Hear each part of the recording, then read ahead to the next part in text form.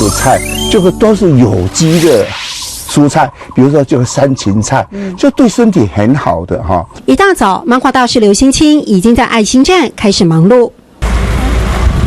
就山芹菜今后价。赶着出门的邻居看到新鲜菜，随手拿了就走，菜钱等有空再来给。钱的多少没有关系，只要这个活动让人家有这个自尊心，有不会贪婪啊，有爱心。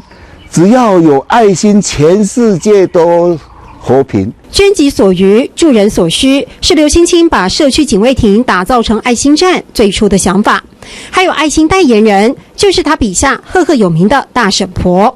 大婶婆本来就是我妈妈，典型的客家女性，她就是应景的精神哈，见义勇为哈，就牺牲奉献。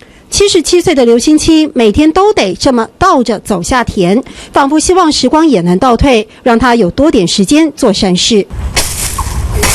原本只拿画笔的手，现在成了农夫的手，付出劳力等待开花结果。而爱心种子已经撒进40多所学校，跟进设爱心站。上一辈的人教导我们可以穷死，但不能做缺德事，这教育很重要。只要推动大家能够也参与这个活动，这世界太平了，多好啊，都有爱心啊。所以不管怎么问，对不对？要动听嘛，动听，爱动听，爱动听啊，非常听，爱动听，非常听啊，还2种音调哦。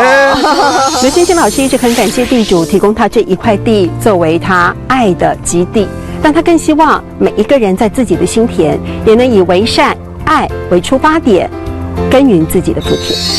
要动听嘛，爱动听，要动听嘛，爱动听。